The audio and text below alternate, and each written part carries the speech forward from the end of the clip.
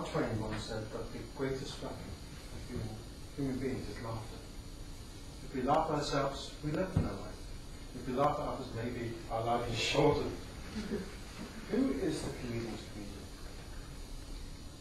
It's a man who has tremendous stature, who has tremendous skills in making people laugh, fantastic timing and rapport with his audience. Who is this man? He is a man that has everything going for him. He is 6'6", has shoes the size 13. Unlucky for him, of course. But he's a man that commands the stage. He's the man that actually brings laughter in everybody's face. Who is this man? Who is this man who has such talents that he's not only a comedian, but he's also a magician? Who is this man? This is a man who I think I've heard one of the best sex jokes. Sex is like a game of bridge. If you've got a bad partner, make sure you get a good hand.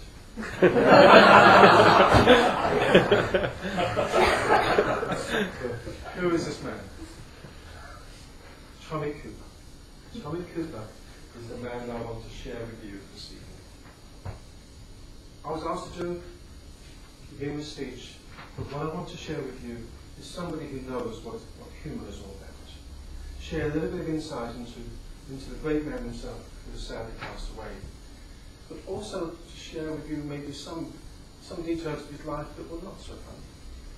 But really behind it all, it's very sad and very lonely.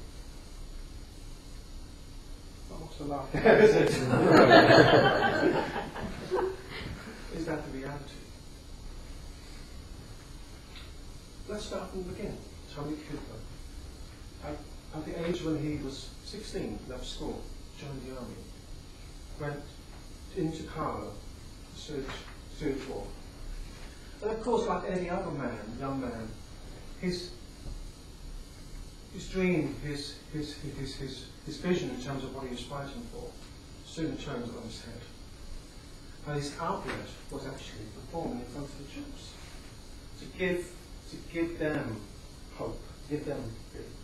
So he went into theatre pretty much through accident. And can you remember the fez that he wore, his famous fez that he has? Well, that happened on his first theatre performance in Chicago. Coming onto the stage, realising that he's left one of his props behind. And there was one of the actual servants walking by. He grabs the fez, goes onto the stage. And there it is. The rest is history. He's an incredible gentleman from the point of view that he has built up his reputation for entertaining people and building rapport with people. Knowing how to get that connection, seeing the funny side of everyday life. So with the war that passed by, he went back to England, and unfortunately, his story was not so successful at the start. There he was on the theatre. Hey, here I am, Mr. Tommy Cooper, 6'6", size 13 shoes. You a comedian? Yeah. You don't look like a comedian. You don't look great. You're not good looking. We want people who can actually shine on the stage. Size 13, 6'6". I don't think you're going to make it. Every person he saw when he went for an audition said that he'd never going to make it.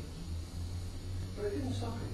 He went on the road, and that was really where he took off. He went on the road and he performed to audiences around the world. In fact, I think one of the greatest jokes he says is actually, in my mind of course, is a doctor joke, and actually one of them is stolen actually. Let me show you another doctor joke. He said the doctor joke was, he said, a man goes to the doctor and the doctor said, listen sir, I'm sorry, you only have 3 minutes today. 3 minutes today, doctor, what can you do for me? I can give you a hard-boiled egg.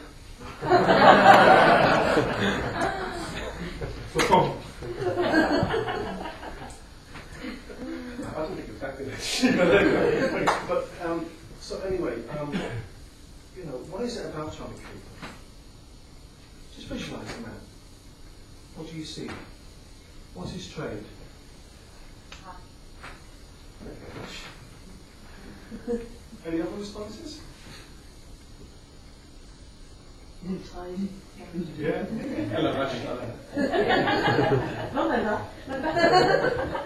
Exactly, that was one of his key. That's one of his key phrases, wasn't it? And of course, you know, he was great with the props. You know, he used to come on stage and the saw was through his head and he said, I'm feeling too well. But just by saying it, people laughed. I mean, there's a 6'6" gentleman walking through with some ridiculous props. And his magician tricks that he had. With the bottles, can you remember who's taking the bottles out on the cover? You know, and it just did wonders to the audience. People really connected with them. But you know, unfortunately there was a sad side to the story. You know, the sad side is that although he enjoyed going out on the road, or performing in front of all his audiences, he lived a very sad and lonely life. He would often drink quite excessively after the performances, right through to the next morning. He was a very lonely man, and often had only his wife with him as a companion. And it's through that solace and through his audiences that he kept that happy. But deep down he was very sad, very lonely. But you know, as in all comedians, what about his last act? His last act was actually the act that he left this world. He left this theatre, right in front of an audience of 855 people, I think it was, there. He died at the stage, performing what he loved to do for his audience. And even when he died on the stage, people thought that that wasn't it.